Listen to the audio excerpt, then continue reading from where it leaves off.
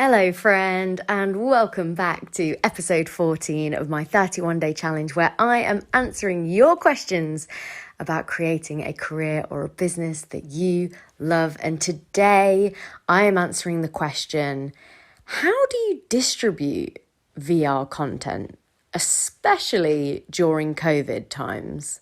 So we're going to be diving into that today. If you've got a question that you'd like to ask, you can ask me on any of the social medias. Alex Makes VR is my handle. If you've got a slightly longer question, you can send it to alexmakesvr@gmail.com. And if you want to be reminded every day when these episodes go live, I send out a daily newsletter just to let you know that the episode is live, but also to give you a bit of a recap about what I talk about in the episode. So if you would like to be notified, you can sign up at alexmakesvr.com. I feel like I'm starting this off and I'm already very aware of how sleepy I sound. So make no mistake that my slightly less energetic tone is nothing to do with the subject that I'm about to tackle here in this episode. More to do with the fact that for some reason I can't sleep in past 7:30, even on a weekend, which super bizarre. If anyone's got any tips, then please let me know. I'm worried that this is just part of like growing up, in which case that makes me very, very sad because I really miss my 9-10 a.m. lay-ins, I'm not going to lie. Okay, but let's actually dive into the subject. How do you distribute VR content, especially during COVID? So I think to begin with, let's talk about distribution in general for VR. Now, this is a particularly interesting subject to me because I think like most creators, the whole point of making VR work is to get it seen, right? I mean, we all work in this industry. We all know how powerful this technology can be. We all get excited when we put that headset on and we're transported to a different world. We're excited to tell stories in this medium. And yet, the hardest thing to kind of come to terms with and wrestle with is the fact that you are just not going to get the same amount of eyeballs on your work as if you were doing it in other mediums. And that's really challenging sometimes. And a lot of the time, you have to kind of decide very early on whether or not you want to go for a slightly bigger audience or a slightly smaller audience, which will dictate how you kind of go about doing your project. And I could be wrong because some people might argue that, no, you do what's best for the project and then you will find your audience. And, you know, the whole famous saying of like, if you build it, they will come. And I fundamentally just disagree with that. Maybe there's, you know, the odd piece of work that does kind of, you know, make it so into the zeitgeist. So it's so special. It's so taken hold of by the media that people just flock to it regardless of how hard it is to see or how difficult it is to get your hands on, whatever it might be. But for kind of general scenarios, for the majority of people, that's just not going to be the case. And deciding on your distribution plan for your VR project, whether that be an original project, like a passion project or a narrative project or something that you're building just for yourself, or whether that be like a client project, deciding on that distribution up front is so, so important. I cannot tell you how important it is for you to make these decisions first. I've had horror stories of people working on projects and then only to realize that they're incompatible with, for example, like, you know, it's no secret that on the festival circuit, festivals will only have access to certain equipment and certain kind of technical specifications will sometimes be the deciding factor whether or not your piece gets shown. I know for Playing God, the most recent original project that we worked on at Cats and Not Peas, it premiered at Rain Dance Film Festival, which is probably one of the biggest VR film festivals. Well, biggest film festivals that has a VR arm to it as of recording this. Although, that might change in future, of course. But that's a, brilliant, well-respected, fantastic festival.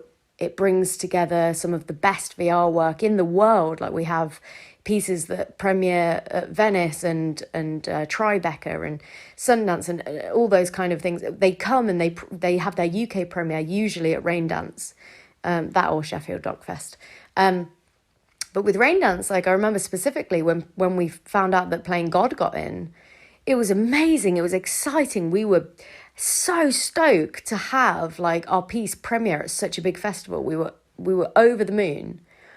And then the reality hit us that we had built this project we'd been mainly building it on HTC Vive. And all of a sudden, we had like a 4 or 5 week window to make this piece work on an Oculus Go and still be interactive and still have the same kind of immersion as if you were seeing it in a 6.5 headset, purely because Maria, the fantastic curator for Raindance, really wanted to program it as part of a specific strand. And that specific strand was going to be shown on Oculus Go's.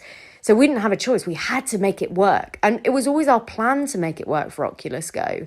That was always our intention because we always wanted to make it as accessible as possible. But that process was so painful. I cannot describe to you how many late nights our poor developer Dom spent, like, and the amount of time that myself and Ben, the writer director of that piece, worked together, like to kind of bang our heads together to logistically work out how we were going to make that deadline. Many a beers in the office during those times, let me tell you. So that was like, that's like just an example of like some of the ways that you're going to come across distribution kind of decisions that you need to make. And that's going to impact your budget. That's going to impact your timelines. That's going to impact everything. And then when it comes to like actually getting it out to a more mainstream audience, again, that's going to be really important. I mean, the reason why we had always planned for Playing God to be accessible on Oculus Go was because we knew that we wanted to show it, because it was a project funded by Arts Council England. We wanted to make sure that we could do a local grassroots tour and showcase it on just affordable headsets. That's what I was trying to say. Bear with me. We wanted to make sure that it could be played on the kind of, as cheap as possible headsets that we could get our hands on, because that would make it affordable for us. We would get more people watching it because you could have more people watching it at the same time. And also it would be less of a risk for a venue to want to put it on because it wouldn't cost as much for them to hire in the kits. It would be less kind of work to have staff there to be able to like train them up to learn how to use it. They wouldn't have to hire in, laptops as well as Vives, as well as, setting up the base stations, as well as having staff there to like troubleshoot if it went wrong, etc., etc. If you work in VR, the kind of the innate problems with distribution. Now, I sound so far like I'm basically just shitting all over the distribution pipelines, and probably because I am, absolutely, yes. No one in VR will say that the distribution is perfect at the moment. But all I'm kind of saying is just to make sure that like you are aware that when you are building projects in VR, you have to consider distribution right at the top. You have to know how you're going to be distributing it right from the beginning of your project. It's so, so important. It dictates everything. So once you've got an idea basically of like the kind of ecosystem you want it to sit on, so you know that it's, you ideally want it to end up on Quest, blah, blah, blah. Whatever you choose, Then it's kind of thinking about, okay, well, do I want it to be a app that is accessible on the store? So do I want, anyone at home with an Oculus Quest to be able to download that from the store? And if so, again, it's about, you need to look into that process ahead of time, because from experience with what we've kind of been going through, trying to get Playing God on the Quest store, apart from kind of running into budget issues to actually get the coding finished to translate it over to a Quest kind of applicable experience. They're very Oculus are very, very picky with what they want on the Quest store. You have to go through a whole kind of I'm not sure what the right word is, but I'll say procurement because that sounds fancy. A whole process where they basically vet your project to see if it's good enough to go on the store. So, if you want access to that audience, it's not necessarily going to be as easy as just going directly there. I would say one of the easiest ways to distribute is obviously if you create, if it's like a non-interactive project, uploading it to some kind of WebXR page, or just having it as kind of like an experience that sits on someone else's store. So YouTube VR obviously is a massive one. If you've got a 360 project, you could easily have it on there. But the only downside of that, and one of the reasons why I've never uploaded any of my projects to be publicly available on YouTube VR, is purely because I always want to safeguard the fact that people are watching in a headset.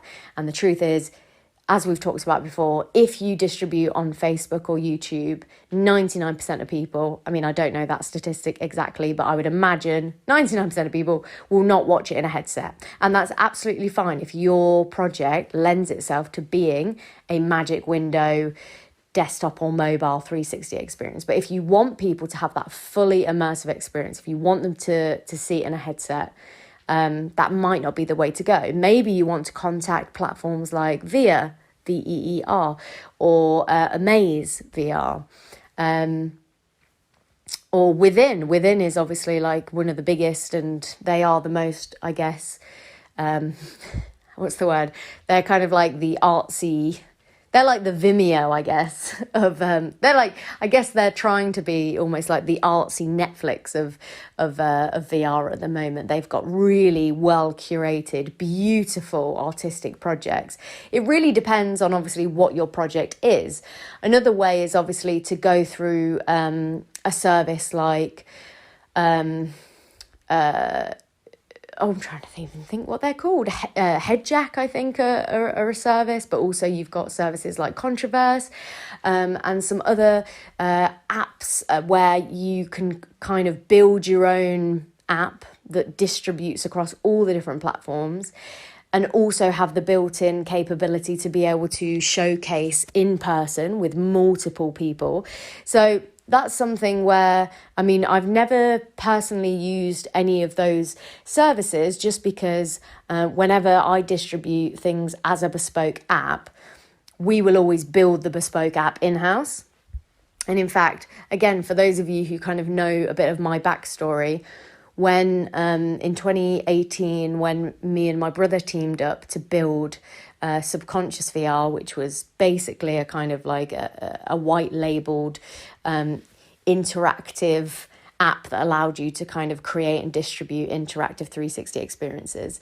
And the story of that, again, I feel like I say this every time I bring it up, but the story of that will be for another episode. But we kind of built that infrastructure behind the scenes. So we always just published ours using our bespoke platform. So I'm very fortunate to have kind of had access to that. But if you don't have access to it, one of these services which will allow you to white label an app to publish, again, this will be great if you work with clients, just making something look more professional, but also it gives you that security of the fact that it's this private kind of hosted app. You know that someone's only going to see it on a VR headset. It's easy for a client to use, but also it allows you to get that reach. It allows you to kind of control, who's watching it, how many people are watching it. If you're all together, you could have synchronized experiences. Even if you're apart, I mean, one of the biggest kind of things that I've not done yet, but it's something that me and my brother talk about all the time, which is something that our app is capable of doing, but we just haven't tried it yet, is having a worldwide synchronized VR experience. So, getting that kind of getting enough people signed up to say, right, on a little bit kind of like what Tribeca Film Festival did this year because of COVID, and putting their selection on the store. But imagine if that had happened, but it was everyone had to tune in exactly at the same time, or there were certain slots where you had to tune in, and then it became like the festival experience, where it was like a synchronized experience, and you were seeing it with your fellow VR audiences around the world. And then maybe you jump into like a forum or a Zoom chat afterwards to kind of discuss the pieces and get that kind of interaction and that excitement and that discussion afterwards, which is kind of what the film festivals are all about, right? I mean, God love them, but I very rarely enjoy actually being in the VR headset during those, because I'm so desperate to just like get to talk to people. And of course, so much of that is being in the headset and having that communal experience, and then coming out and discussing and, getting excited or getting into debates over what is good and bad and etc. So much of that. So that would be like my ideal, like my kind of ideal distribution strategy would be one where, I could distribute to the most high spec but widely accessible headset, which is probably the Quest, just purely, right now as of recording. That would be ideal. And if theoretically that could happen, I would love to organise a big, especially during COVID, some kind of big premiere worldwide synchronised experience where everyone could watch it at the same time. Just like on YouTube, how they have the kind of premiere feature where, you can see it on demand afterwards, but you could be there if you're like a hardcore kind of like fan, or if you're like someone that's so curious about a particular project. Like there's some projects coming in the pipeline from some of my kind of like friends in the VR industry that I'm so desperate to see, and I would love if they said, next Tuesday we're getting together all in our Quests and we're going to have a synchronized experience. I would be so into that. It would be so, and then we're gonna meet up in Alt Space afterwards and have a chat about it. That would be so cool. Like that's what this technology allows. The whole point of VR is to be able to kind of transcend distance, to transcend being apart, so that we can feel like we're together even when we're not. So I think there's like some really cool things you could maybe use this time to experiment with. But again, what it comes down to is, what is your end goal? Like, is your end goal to kind of reach a small audience who are thoughtful and almost like a bit curated because they are very, very specific, and you want to have an intimate experience with them? Like, then maybe something like that, maybe like a kind of a synchronized VR experience where you then meet up in Alt Space or something afterwards to discuss. Maybe that's the way to go. If you want mass reach, in fact, literally just today, a friend of mine messaged me saying, oh, you'll never guess what, this one of these, I can't remember which brand it was now, but it was like a big fashion brand, instead of, because they can't do the fashion show, the runway this summer, they're going to roll out mass Google Cardboards and do like a virtual showing, which to me is really funny because, and as I said to her, I was like, that's so funny because literally brands have been doing this since like 2016. Like, I'm fairly certain that the New York Times did exactly that back in 2016. They rolled out, they gave every reader of the newspaper a free copy of Google Cardboard, and people could experience something together. So, that's also a way to go, and that's quite cheap. That's something that I know has been kind of rolled out in things like the hospitals and things during COVID, to keep kind of give people that kind of like mindfulness experience, that therapeutic benefit of VR. Hospitals and care homes, they've been using like cardboard so that they're single use, because obviously one of the problems at the moment with COVID, especially if you're in a communal showing kind of setting, is the hygiene side of it, and making sure that you're not kind of cross-contaminating people with this sweaty box that they've had on their face. So Google Cardboard is making a little bit, funnily enough, is making a little bit of a comeback because it's single use and it's cheap. And yes, of course, there are going to be many people that say that putting a mobile phone in a Google Cardboard is not the same as having a fully interactive room scale virtual reality experience. But that in itself is the problem with VR. If the only version of VR that you could show was like in the 60s, where literally there was like one massive multi-million dollar pound machine that lived in this one Silicon Valley, office, and that was literally the only place in the world that people could experience virtual reality. How many people got to experience that? Like a handful. Now there's this spectrum of VR distribution, and I would say don't be scared to tap into multiple avenues of those streams. I would say absolutely know what you're trying to achieve with the piece, because, for example, with my next original project, absolutely we will be building for something like the Quest first, purely so that we can go after a kind of like a very curated, a very high spec kind of rollout first. And then I will be writing versions of the IP that work on different platforms. I'll be writing a version or like kind of editing it slightly and making it so that it's a slightly different experience for a 360 user, but it's still powerful. It still means that I can get it out to people on those kind of entry, what's the word? Kind of those kind of, I guess they're kind of like, they're the starting point for most people who haven't experienced VR before. Like making sure it works on those kind of platforms is also so important.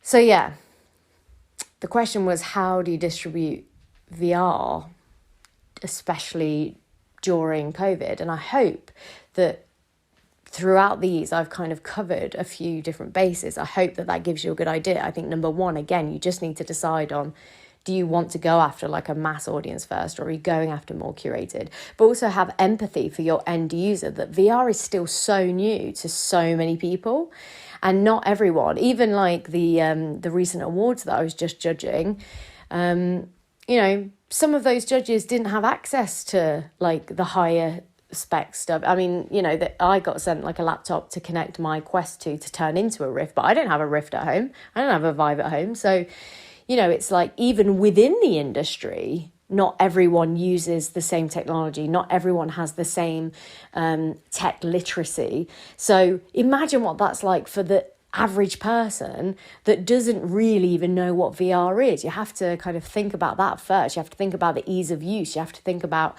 how user-friendly is this experience. And therefore, if it's meant to be user-friendly, if I want to build an app that is like purely just like a relaxation app that's going to help old people living in care homes during these horrendous times, or sending them 360 video messages of their family at home because they can't physically be with them right now, well, I'm not going to create that experience for a Vive, because that's completely defeats the point, because no care home is going to be able to actually facilitate that. Whereas doing that for a Google Cardboard or an Oculus Go, that makes total sense. And making it as easy as possible for them to use, that makes total sense. So really think about your audience first as well. So that's it. I think I've rambled enough on this subject. If you've got any follow-up questions to this, I would be super excited to get into more discussion, because this is one of the areas that I'm pretty passionate about, because I think it's these current lack of distribution strategies and these lack of distribution channels that are really impacting creators at the moment. Obviously, in this episode, I haven't even really touched on the game side of thing, which is if you are publishing, if you are going after like a more, what's even the word? I can't even... if you're going after like a Vive, Rift, or a PSVR user, or some, the kind of the high-end PC VR kind of users, then obviously you're probably not going to be necessarily as worried about kind of access to audiences, because you know that your end audience is already going to be tech literate, because anyone that has those headsets is already going to know how to use them. So you don't really need to worry about that piece of the puzzle. But yeah, I mean, I've never personally published to something like Steam or the PlayStation Store. So that's not really for me to comment on, because as you know, I don't touch kind of VR games. Totally different sector to what I work in. But if that's kind of like something you want to explore, then absolutely go and do your research, go and get in touch with the people that community manage those platforms, because there's absolutely an abundance of opportunity there, especially as more and more, I'm not sure what the latest stats are, but especially since Half-Life Alyx, which was a big VR game that came out, highly anticipated AAA content that came out this year, that's like exploded the VR gaming market. It's made, it's really accelerated it. There's no hiding the fact that the likes of Facebook are super excited about VR gaming, hence why they've acquired the guys that made Beat Saber, and then I can't remember what the latest one was, but they've acquired another game studio recently. So there's going to be a massive push towards gaming in the VR industry. Now, as you know, that's not necessarily something that I focus on, but if that's something you're focused on, then brilliant. Go and look into that. But also, if you're not interested in that, don't let that dishearten you. Don't let that kind of stop you, because actually, I think the main opportunity and the main push that needs to be happening is for all the other audiences, all the non-gaming audiences. Let's get this into the hands of as many people as possible. And the way we're going to do that is by considering our distribution plans right up top, and then creating the best content possible to reach those audiences. So I hope that's helpful. I would love to hear your follow-up to any of this. You can reach out to me on Alex Makes VR across any of the social medias. You can send me an email, alexmakesvr@gmail.com. And if you want to sign up for the newsletter to be reminded every day when these episodes go live, you can sign up at the newsletter, alexmakesvr.com. I hope you're having an amazing day wherever you are in the world, and I'll speak to you tomorrow.